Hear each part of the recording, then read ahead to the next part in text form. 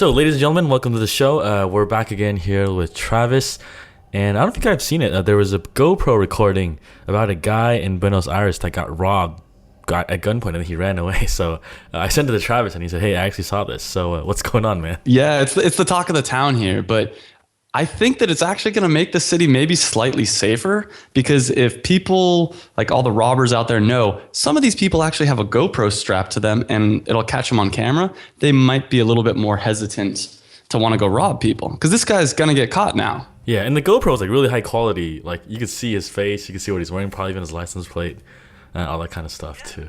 Robbing someone at gunpoint it's a pretty big deal. It's not just like he tried to grab someone's purse and run away. So we'll link to this video on this episode. It was on Mashable. You'll probably find it on YouTube if you haven't seen it yet.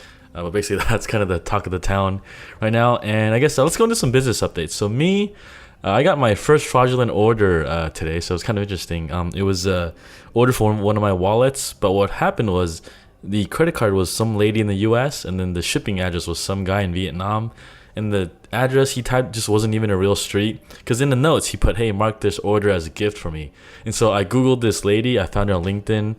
She's married to some guy living in like Atlanta. And I tried calling the number. The number looked legit, but it didn't work out. So I actually ended up just canceling it and not even sending the product. I just said, "Hey, we don't ship to Vietnam because we have customs issues." So I don't know, kind of a first time thing for me. That's crazy. So I wonder if it's someone that like kind of knows you, because you're in Vietnam right now, correct? Yeah, he was based in like Hanoi up in the north, and the address he gave, like the typing just wasn't all capitalized. There wasn't even like a street number, so it just looked kind of fishy. And I was like, you know what? If it's a real order, they'll probably come back to me, but I'll just cancel this for now and not deal with it. So yeah. And what about you, man? Any business updates? Well, I mean, the biggest thing is I'm in Buenos Aires right now, and I'm loving it. So it's been a little hard to get back into the workflow. I've been trying to get into this routine, and one of the big things was I didn't have a good chair. And it sounds kind of stupid, like, oh, whatever, that's a lame excuse, but having a really crappy chair makes it a pain to work. Like the chairs we had were this like metal, like it only came like halfway up my back, and it was concaved in. So I was like hunched over my computer, and after an hour of working, I was just in pain. Oh, so you couldn't even lean back? Yeah, no. So like stretch it. Oh, that's terrible. Yeah, I told the landlord, he's the nicest guy in the world, and I told him, like, look, I'll buy a chair, just, help me find out where I should buy a chair at. And he ended up saying, "Oh, I'll buy you one. Don't worry about it." There's some cafes here in Vietnam. They're a lot smaller. Like, I guess people are overall smaller here. I'm like 6 feet, and the average guy here is like 5 something. So a lot of cafes, like the tables are too small, the chairs too small. Like you bang your knees on the table. I just don't like going to cafes. And some people like it. I don't. I find like the process of like finding a place you want to go to, the decision of like what to order, and like make sure the Wi-Fi is working, you have plugs, all that stuff. Like you end up wasting so much time. Some of our friends here actually made a music video, kind of like a 4-hour work week / working at a cafe song. I can play a little bit on the show. So what happened was we just did this like music video real quick, and I did like some product placements in there. Like when you're paying for a cafe, you're using one of my wallets, and then I'll just get like a link in the end. So I mean, we have no idea how this is gonna turn out, but it was just kind of funny. So let me play you a little segment then. I'll just play like 30 seconds of it. All right, here we go. Yo, this goes out to all my digital nomads, startup savages, location independent entrepreneurs. And if you ain't know, then now you know. Namaste. Daily cafe hustling, daily cafe hustling, daily cafe hustling, daily cafe hustling. Who the frick you think you messin' with? I'm a frickin' boss. Bootstrapped in Saigon, cause I'm trimming costs.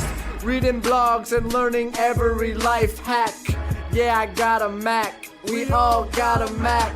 I'm into drop shipping. My stuff is organic. Working remotely with customers across the Atlantic. I know Google, you can ask Jeeves. Facebook ads and PPC, I attract leads. I ain't employed, boy, I run my own thing. And my boys know how to run an ad campaign. My cord's long, my headphones in. We're on the grind, now it's time for some focusing. I'm working online, so I avoid the drama. My employees are all hot, cause they're in a sauna. Daily cafe hustling, daily cafe hustling. It's pretty funny, huh? So I'll probably put the different version, but it's basically about working at a cafe and like, you know, running ads and stuff like that. It's actually kind of funny. It sounds familiar. Is it based on another, like, is it like based on another song? Yeah, it's based on a song called Hustling by, I think, Rick Ross. Okay, oh yeah, that makes sense. So I think in the song it's actually like every day I'm hustling, but they changed it to like daily cafe hustling. Hustling. Yeah. Yeah. All right. So I guess enough with kind of the goofing around. So I guess, yeah, let's get into this week's episode then. So this week's episode is kind of how to know when to take or ignore people's feedback or criticism. So I think kind of when we started out, people were telling you what to do, what you should do, what you shouldn't do. And so how do you actually filter out what you should be taking and what you shouldn't? And so kind of this is kind of a framework, I guess, from our experience, and kind of, you know, we're not really sure this is the right way too, but just from our experience, here's kind of what it is. So I guess first one, opinions are like assholes. Everyone has one, right? So me and Travis, whether it's, you know, Tim Ferriss or whoever you read, like there's all these blogs that tell you what to do. So everyone kind of has an opinion. Should you listen to it? I think the first one you should look out for is, do they have confirmation bias? So confirmation bias is kind of when someone looks for, well, it's a tendency to search and to interpret information in a way that confirms to your beliefs. So for example, our friends ask us, hey, how do you get started with online business? And if we have a tendency to say e-commerce is the best way, that's kind of a confirmation bias too, right? Because both of us have our online stores and that's what we know, but we're not like service guys, we're not coders, we're not web designers. Maybe, you know, there's more traction in that starting out. But I mean, it's kind of the thing you got to watch out for too. Absolutely. Actually, someone just sent me an email asking me, you know, about how to select a niche for e-commerce. And one of my thoughts was, I wonder if e-commerce is the best thing for everyone. You know, if you are really struggling to find a niche, maybe there's other things. Maybe you could freelance, or it really depends what your end goal is. If your end goal is just to be location independent, you don't need to have a store necessarily. You could freelance or do whatever. Yeah, I think a lot of this depends on your skill set too. Like if you're already a graphic designer or a coder or something like that, like a copywriter, like something that has your skill set you can leverage really quickly, I think that's probably the way to go instead of just doing something brand new. So yeah, but you're right. I mean, one of my points actually was, everybody's a hammer. Everybody thinks, okay, whatever I do, this is what everyone should do. A guy that I know that's a massage therapist came to me and he's like, you know, how should I do online marketing? And my first thought is, oh, you should create a book and do this and this. And you kind of catch yourself like, wait a minute, that's probably not what's best for you. Yeah, and even for me, like being in e-commerce, I do have some confirmation bias because when I started out in college, I started selling textbooks on Amazon, right? So I guess that it was kind of set early on when I was younger to kind of go down this path. So certainly not the best way for everyone, I think. But I guess when you look at the market too, like say you want to start a blog on, you know, self-development, well then, you know, I would say don't do that because there's way too many of those. Be careful, because not all feedback and criticism is bad. I think people get very defensive, including myself, especially myself. Yeah, you hear feedback and criticism, your first thought's kind of like, you're stupid, you don't know what you're talking about. But that's not always the case. You know, make sure you hear people out and listen to what they have to say. I will say about 80% of the people that give me feedback and criticism aren't doing it to be positive. They're doing it to boost their own ego or do something of that nature. The other side too is when you're getting good feedback, it's important to not try to counter it when you're saying it. Like when you're in like a mastermind with like 8 people, they're like giving you feedback. It's really tempting to say, hey, but I'm doing this and I'm doing that. Well, this is that way because it's that way, but you should just like shut up and like listen. Absolutely. I struggle with that so much because I put a lot of thought into every like little small thing I do. So when someone says, well, have you thought about doing it this way? To me, it's just frustrating because like, yes, I have, and it doesn't work, but sometimes they're right. Sometimes when I like step back and get away from my own personal ego, I'm like, oh, actually, that does make sense. I don't know why I didn't think about that. Yeah, like you just have to compartmentalize your emotions when you're getting this feedback too, especially when it's like rejection type of feedback, whether it's like, you know, you're talking to customers or like dating girls or whatever. Mm-hmm. Right? So. You know, one thing actually I find personally hard is when I have a really good big idea and someone has a little small tweak on it. So I'll give you an instance. I've talked about before sending out emails to dance studios to interview them for my blog. And someone's like, oh, well, what you should say is actually spotlight these dance studios instead of interview them. And to me, it was a small tweak. And I'm like, oh, no, but this is my idea. This whole big idea is mine. So that small little tweak made it sound like it was their idea. But truthfully, they're just improving upon my already existing idea. So So you were feeling bad that they were taking your idea and changing it, or? well, I felt like they were trying to claim, oh, this is my own idea. Like they're saying, oh yeah, it should be spotlighting, and as opposed to just it being my own idea and saying, oh, okay, it's a slightly different angle. It made it feel to me like it was their idea, like they were trying to take credit for it. It was already like 99% what I was doing, so I kind of felt like I'm like, no, you don't get credit for this. I don't.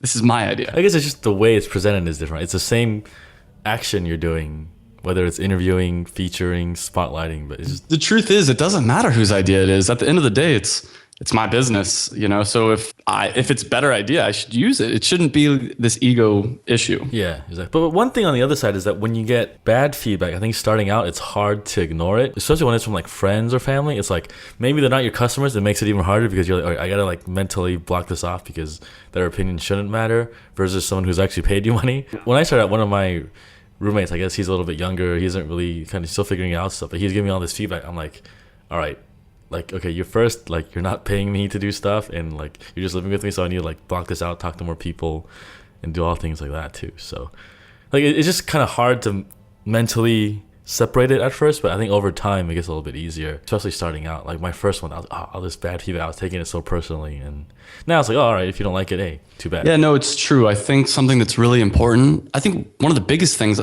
when I was thinking about this is you have to make sure that people have the same idea that you have. A lot of people will say, oh, your idea is, X, Y, and Z. No, that's stupid. You should do this completely other thing. And it's like, well, that defeats the whole purpose of why I started this business. So our friend Dan Norris, I don't know if you know him, but he was on the show earlier. He has a service called WP Curve, where basically you pay $70 a month or $60 a month, and you get like unlimited WordPress changes to your site. And he kind of has a SaaS model built in on a recurring business. And so he's having a book called The 7-Day Startup, and he sent out an email the other day that kind of caught my eye. He was saying, a lot of seasoned entrepreneurs or online influencers, even kind of like me, make this mistake giving out advice that work for us, but while they're well-intentioned, it's really not what first-time entrepreneurs need. And what he says is, just launch in 7 days. That way you avoid all the BS, like the validation seeking, reading too much advice, listening to podcasts, fear, permission thinking, experts, things like that. And then once you launch, then you can see what people actually do. And so I think this is a lot of gold, because what he did was he had this startup called, what was it called? Informly. And it was like a dashboard where you had your PayPal, MailChimp, subscribers, everything like in the dashboard. And so he sold his old business to put all the money into funding this startup, and then I think he didn't really make money off it, and he was losing somewhere like $1,500 a month, and he was 2 weeks from going broke, and then he launched this WP Curve thing, and that really taught him that, hey, within like 3 months he was making like I think 10K recurring a month. And so he really figured out that, hey, you need to just launch and ask people to pay. So I guess whatever we say, like if you have an idea, things like that, just get started, because I guess we can talk about this all day long, but in the end, until you find your first 10 customers, it's kind of just all in your head and kind of experimental too. The earlier you do it, the better. I mean, I've talked about it before, but I spent 3 or 4 months before I really launched my site, and everyone came at it with different angles. Like one person told me, no, this is stupid. You should just have one product and you should make the website look really flashy and cool. That defeats the entire purpose of what I was trying to do. And I wish I would have just launched it even quicker. Yeah, me too. So why did you take 3 to 4 months to launch? Let's just kind of go into both our stories too. I mean, I'm a little bit of a perfectionist, so you don't want to launch it without it being perfect, which is the wrong attitude to have. And I did do one launch and paid like $150 in AdWords and got 0 sales. So then I kind of had to go back to the drawing board. But I felt like there was 5 different horses dragging me in different ways, because everyone I talked to said something different. I think one of the big problems is, and this was actually my notes, that there's 2 types of people that give you advice. There's people that you don't respect, and that's really the most common one. That's the kind of people that are like, oh, 4 out of 5 businesses fail, blah, blah, blah. They always say the same kind of stuff. It's the random guy at the party who's like, oh, you're going to start a business? Yeah, good luck with that. But then there's also the people you respect. And the people you respect, it's a lot harder to ignore them. They could be different types of people. There could be the type of people you respect because they're very successful at business. And when they tell you your idea is stupid, you should do this other thing, it's really hard not to listen, because you have 0 experience at this point, probably. So that's what I kind of found myself in. And at a certain point, you kind of have to dig your heels in and say, no, I'm going to do this to completion. If it's wrong, I'll find it out myself. I don't. Yeah, it goes back to kind of the confirmation bias thing, right? Because I know some people have certain mentors or have had mentors that try to mold them in their same image, because what worked for them, they try to tell them, hey, this is how I did it. This is how you should do it. But, everyone's situation is the same, and you can't assume they have the same relationships, same knowledge, same access, same resources to everything. So that's kind of hard when people ask me for advice. So I'm like, well, I can tell you this, but I always say, hey, disclaimer, like this might not work because the situation is different, right? Like if someone wants to start like a podcast now, I'd be like, all right, here's how you do it.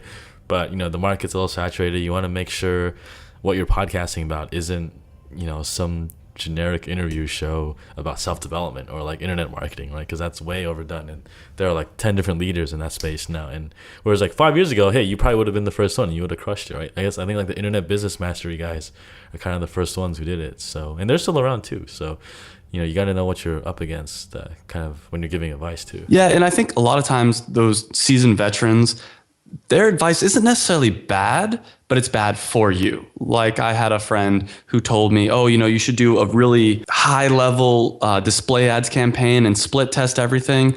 Well, that would cost thousands of dollars. And for an e-commerce business, it's probably not your low hanging fruit. That's great. When we're a multi-million-dollar company, yeah, I'm definitely going to do that.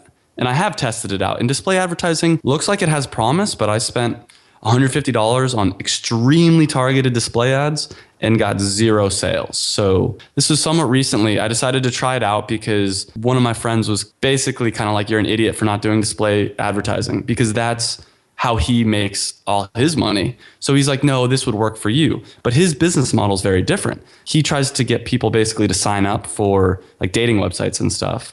So it's a lot easier if someone's cruising around and they see an ad saying, hey, are you single and lonely? Click here, sign up for this offer, and he makes $3. Where for me, it's like, hey, do you need dance shorts? Click here and buy them. It's like, well, it's going to be kind of hard to get someone to pull out their credit card when they were just looking at a news story. Yeah, like the free sign up versus buying dance shorts is just completely different business model and sales funnel.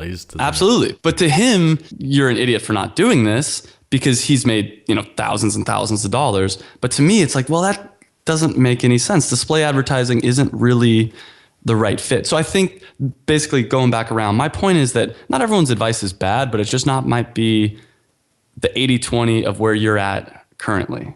Make sure you're doing high leverage stuff. And this kind of brings me to my next point, where I heard Mark Cuban talk about Warren Buffett, and he had this quote where he was saying, first come the innovators, then the imitators, and then the idiots. And basically, when you're taking advice, are they the innovator who actually did this firsthand? Are they the imitator who's just regurgitating it?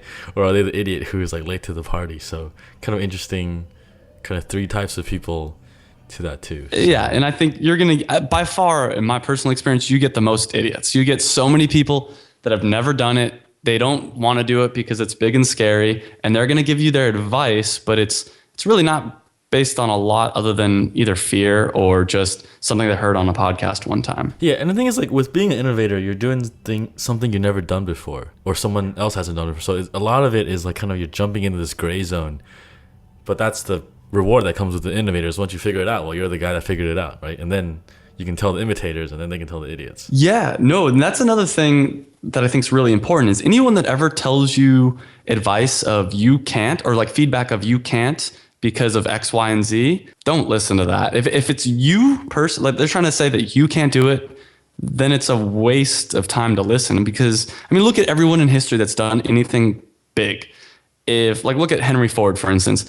If he said, yeah, I want to start an automobile company so everyone can have a car, I'm sure a lot of people said, no, you can't do that. That's impossible. If you would have listened to them, obviously, there would be no Henry Ford. And I think that it's really easy to get sucked into that, oh, I can't do it because it's too big of a task. Well, if anyone in the history of the world has done it, you can do it. And if they haven't, you can be the first. Yeah. This reminds me of the book The Dip by Seth Godin. Have you read that before? I did, but remind me. Well, he explains how in today's world, the winners usually take all, right? If you look at every industry, like the top 2 or 3 businesses own like 80% of the revenue of certain industries, right? And he's saying the goal is to be best in the world, right? But it's not best in the world among 7 billion people. It's best among a customer's immediate atmosphere, right? Like best as in who they know, who their relationships are, and in their immediate circle of connections. And world would be like within their budget, availability, ability to hire, things like that. And so when you can be best in the world, you can command a premium too, right? Like if you were to find a guy that does display ads for you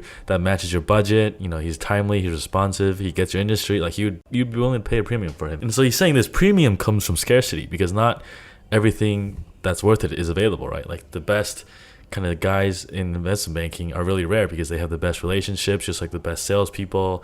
Kind of the best e-commerce stores, there's only a few in certain markets that do really well. And so because of the scarcity, you have value. And so when you're kind of deciding what to do, the framework is that, all right, is the sacrifice of what I'm going to go through worth the light at the end of the tunnel? And basically when you can decide, all right, if I'm going to start a podcast, like don't just do 10 episodes and stop. You want to, power through 100. But first you also want to see if after I do 100 episodes, would it be worth it? Will I be best in my customers, right? Because then you're thinking objectively whether or not this is even worth it, rather than just plowing through and hoping you get somewhere too. So yeah, and a side tangent of that, I think a common misconception is that, oh, there's someone in the market that's already doing it. That's not a problem. Just be better. Yahoo came out first. Google did it better. MySpace came out first. Facebook did it better. It doesn't matter. Oh, there's already X, Y, and Z. Well, just do it better and you're fine. I think a lot of the things that you take the most personally are things that you're kind of thinking in the back of your head. For me, one thing is the fact that I'm in dance clothing. It's not something as a single 25-year-old guy that I really like telling to the girls. It's not like, yeah, what do you do? Oh, I make dance clothing for a living. And a lot of people that I didn't respect as much will kind of say like, oh yeah, you think that's the right thing to get into? Why would you get into that? And it's really easy just to get frustrated and be kind of like, oh, you don't know what you're talking about, shut up, whatever. Well, what kind of reactions do you get when you tell people that you're selling dance clothes? So mixed. Like some people are like, that's the coolest thing ever.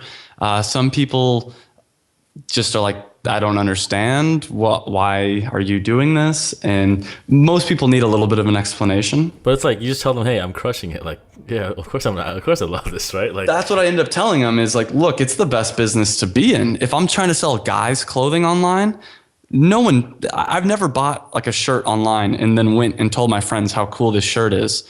But if you sell dance clothing, pair of dance shorts, the dance moms, that's all they do is talk about how cute their daughters look and that kind of stuff. Yeah, I think it also comes from their worldview, right? Like they're used to seeing maybe people like Instagram, Facebook, like big businesses that are in tech, really successful, but then they're like, why is this guy doing dance wear? Like it doesn't match with what they believe is like quote business. And I think it's easier for me to defend as I've become more successful. When I first started out, it was kind of like, oh, I haven't made $1 yet. And then people poke you and say like, hey, that's really gay. Why are you doing that? And it's like, oh no, but I know it's a good idea. Where now it's like, yeah, you can say whatever you want. It's paying for my time here in Buenos Aires. Yeah, and if I pays my mom, my grandma, like 2 sewers, and this is kind of a side note, but I think people can see when you're not so confident about something, and they jump on it. They're like wolves sometimes. You need to become a little bit more confident in your own ideas, and it's not always easy. Yeah, I think especially when you're starting out and things aren't like crushing it. Like I'm not crushing like 30, 40K a month yet. So it's like when you meet someone, you're like, oh, they expect you kind of be at that level. You're like, oh, well, it's kind of like it's still something I'm trying to figure out too. Like, how do I tell people what I do, but still tell them like, hey, it's still kind of a small thing that's growing and all that stuff. So. I always wonder when will you at that point that it's just like, no, like I'm 100% crushing it. Don't even bother me. And part of me does feel that way now because we do have like a production facility. We do, we're doing pretty decently, but there's still that little bit of me that's a little not so confident. So it probably comes from like our own insecurities maybe. Well, it's because A, like what we're doing is all something new we've never done before too. So I think that plays into a little bit. And also B, like putting yourself out there and telling the world what you're doing. Just if we're not used to it, it's always a kind of, I don't know, plays on our fears. I can't really put my words around this. I will say that I still haven't put as my Facebook, like my job on Facebook as co-owner of Bailar Dancewear. Like I want it to be at the point where it's just without question, I'm making tons of money. But right now it's still at that point where the website's it doesn't look quite as pretty as I'd like it to look. It's not making quite as much money as I'd like it to make. I mean, in the next year, I hope that I will want to put it on there, but I've put a post up before saying like, hey, check out this new website. And immediately one or two of my friends kind of was like, oh, that's really stupid. And I guess I'm kind of the same way. It's like, well, it's not really making a ton of money yet, and it's like if I put it up there, like, will I look stupid? Or but then I thought about it just as you said. It's like, why should I care what they think if they're not paying me too, right? Like, you're just getting the word out. Well, and here's the thing: is the quote unquote friend of mine on Facebook that said something negative. He's not really a friend. It's one of those people on Facebook you add on Facebook because you went to the same high school as them, kind of thing. Yeah. But it's interesting when I tell people about this.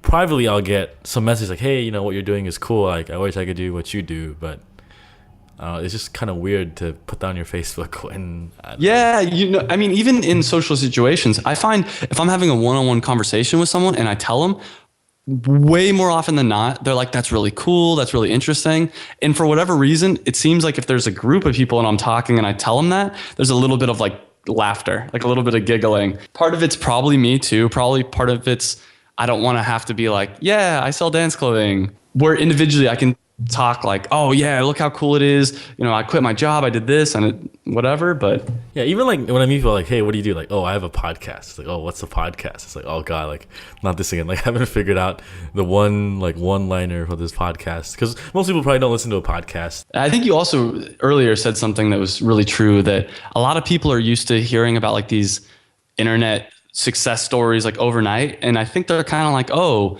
you have a semi-successful business? You mean you haven't sold to Google for $1 billion? I don't understand, kind of thing. Also, the guys that publish income reports, do you ever read those? Like, I think it's cool they're doing it, but it sets up a lot of wrong expectations for people in the sense that if you do what they do, they're so transparent that if I just copy that, it would work, right? But no, they've actually done this 2 months, 3 months ahead of you. So you don't have the same relationships, the same resources, the same access to people, because a lot of these people who have, say, services business, they knew people who could have been their first 10 clients, right? Like maybe they were big influencers online who could then amplify that message. But if you're starting out, you may not have that relationship too. So I think yeah, it's cool that people are transparent, but like I just read income reports. I'm like, oh, okay, cool. Like, you're doing well, awesome. But hey, I gotta work on my own business now. Another side note, this is off the tangent, but I think you got to watch yourself and make sure you're not being too negative. When someone tells you an idea, that you're not shooting their idea down. And I find myself starting to do this all the time.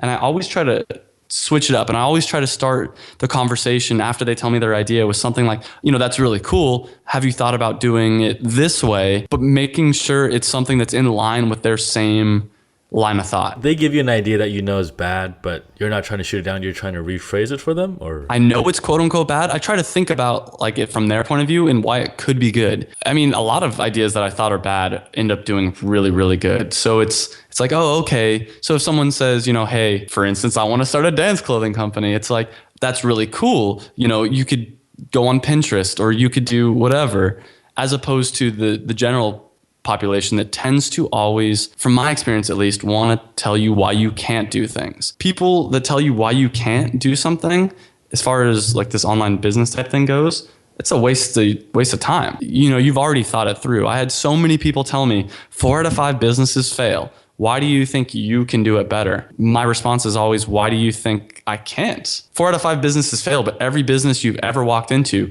was one of those exceptions to the rules. And if that guy can do it, I'm pretty sure I can do it. And I would say I'd rather do that than sit in an office for 30 years. And if you want to do that, hey, more power to you, right? And my other comment was always, hey, if 4 out of 5 businesses fail, then I start 5. That's just math. I guess, yeah. But like 5, not at the same time though. But like I see what you mean. No. So you start one, it fails. You start another one, it fails. But the basic point was that I think people thought that I personally thought, okay, I'm going to start a business. It's going to succeed automatically. I don't even need to try. And that wasn't the case. At this point, I was fed up with the corporate world and, the normal life. And I was going to do anything to get out of it. This goes to like what Mark Cuban says, like you only need to be right once, right? And like a lot of people I've met that are making either, 20, 30, 40, 50K a month. Like it wasn't their first business that got them there. It's been like the 10th idea, or the original idea was just pivoted so many times that it's completely something new. I mean, I can already tell right now, if I were to start an e-commerce business online, it'd be so much easier now that I've gone through all these struggles. So if something were to happen, and I hope it doesn't, and I don't foresee it happening, if something were to happen to my business currently, as hard as it is, I probably would have to get back up and start a new business. And it would be 10 if not like 100 times easier. You know, I've already done everything more or less once. So doing it again is not that hard. Yeah, but like shipping something now would be so much faster than you were like a year ago starting out. Getting the site up, getting the product descriptions, getting all the on-site SEO, email lists, all this analytics, all that stuff. And one of the problems is when you first start a business, I find that you do a lot of things wrong in the beginning, which means you have to redo things towards the end. Like for instance, the SEO. If you don't properly do your on-page SEO and you complete your website, you got to go back and redo it. Where now it's like, I know from the start, okay, this is how you do SEO. This is how you build your site up. That doesn't mean you shouldn't try it and fail. So you should try it and fail, or you should try it and need to rework it. Don't try to be perfect don't try to learn everything you can know about SEO before you build your site. It's impossible. You're not going to do it. Yeah, like you shouldn't be building your own link network. That's like a full-time thing to do. Yeah. And like have a team to do that too. I mean, even on-page stuff, though, I think that a lot of people, including myself, want to know everything about how to make perfect on-page SEO.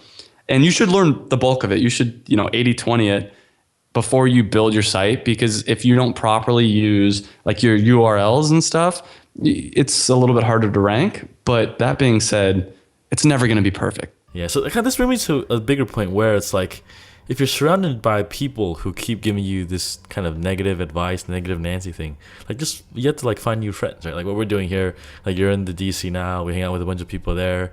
You'll probably come here to Thailand, Vietnam, December, who knows, right? But it's like you gotta find new social circles, and I think a lot of it comes down to finding a new identity, especially when you leave your job. I think like you need to redefine who you are. You're no longer defined by, hey, I work at Procter & Gamble in the marketing division for Febreze or something like that. You're like, hey, I run this business called Bel Air Dancewear, and I run it with my mom, grandma, and it's a family business, right? It's like you have to like rethink the script in your head, and how do you like redefine it to make it that something you can be proud of and you can own too. And I think a lot of it comes with hanging out with people who are doing the same thing. A lot of people I hang out with, it's not even that they're against what I do or anything like that. It's just outside of their realm of possibilities. Like I was getting dinner the other night with some friends, and I told one of them, someone I just met, like, oh, I have a virtual assistant. And to them, it's just like, what? Like it wasn't that they thought it was bad or good. They were just kind of like, I don't understand. Where, if I had the kind of friends that you were talking about that are in this realm, they'd be like, oh, that's really cool. Like, let's talk about it. How do you leverage them? This is how I leverage mine.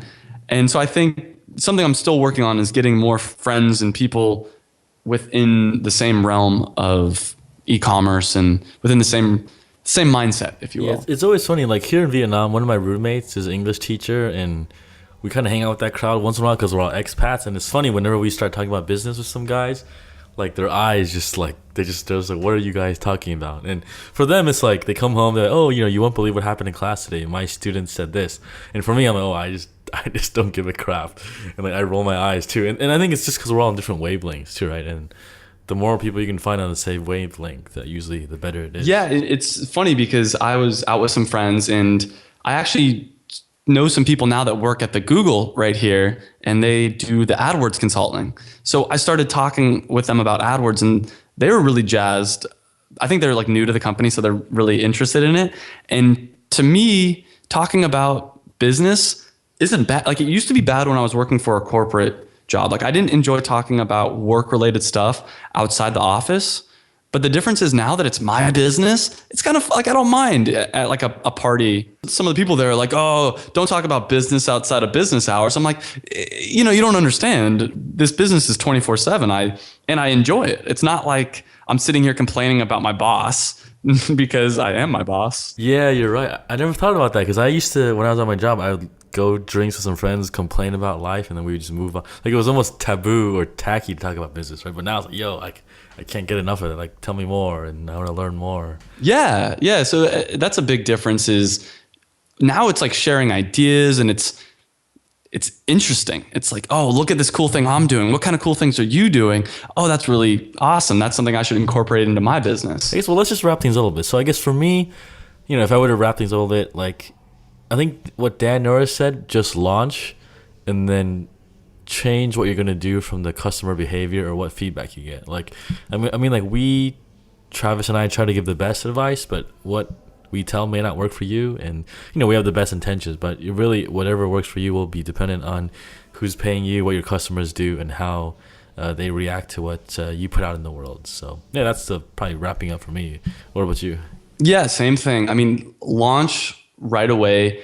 Make sure that you don't let their ego or your own personal ego get in the way, because a lot of people will want to put you down to make themselves feel better. It's sad, but it's true. Another thing is make sure your ego is not getting in the way, because you might hear some really good feedback and you might think, oh, they don't know what they're talking about because I know everything about my business. That's not true either. So, and then the last thing I think really is make sure you pass it forward. Make sure when other people come to you for advice that you're not trying to say, that's really dumb. Like if you see, it's one thing if someone's asking you, should I do this? What do you think about it? Is it a good idea? As opposed to someone saying, I'm going to do this. I've really invested in it. If your only response is that's dumb, you're not really helping them. Make sure to try to take a positive angle and move their passion forward, if you will. Yeah, exactly. And speaking of paying it forward, I think it's time for us to pay it forward to the next podcast you'll be listening to. And we'll close out this episode with Daily Cafe Hustling. Did I tell you we made a music video out of this? And we'll have some product placements of the wallet. So I'll close it out with this song, and we'll see you guys next week. See you guys next week. Yo, this goes out to all my digital nomads, startup savages, location independent entrepreneurs. And if you ain't know, then now you know. Namaste. Daily cafe hustling, daily cafe hustling, daily cafe hustling, daily cafe hustling. Who the frick you think you messin' with? I'm a frickin' boss. Bootstrapped in Saigon, cause I'm trimming costs. Reading blogs and learning every life hack. Yeah, I got a Mac, we all got a Mac. I'm into drop shipping, my stuff is organic. Working remotely with customers across the Atlantic. I know Google, you can ask Jeeves. Facebook ads and PPC, I attract leads. I ain't employed, boy, I run my own thing. And my boys know how to run an ad campaign. My cord's long, my headphones in. We're on the grind, now it's time for some focusing. I'm working online, so I avoid the drama. My employees are all hot, cause they're in a sauna. Daily cafe hustling, daily cafe hustling, daily cafe, daily cafe, daily cafe hustling, daily cafe hustling, daily cafe hustling, daily cafe, daily cafe, daily cafe hustling. We steady writing content, millions in the cards. Ship it real hard, ship it real hard. I got a large, yeah, I got a large. Sip it real hard, sip it real hard. Got my Kindle cracked, it's how I start the day. Tap, tap, tap, tap, turn the page. I'm sipping smoothies, got this laser vision. I hustle harder than Rocky Balboa chasing chickens. Aimed out that cubicle, doing it from cafes. So brew me some bulletproof like I'm ass spray. This the fast lane, location independence. I need to renew my visa or get arrested. Thanks to Tim Ferriss, we're not conforming. I'm only working 4 hours every morning. Daily cafe hustling, daily cafe hustling, daily cafe hustling, daily cafe hustling.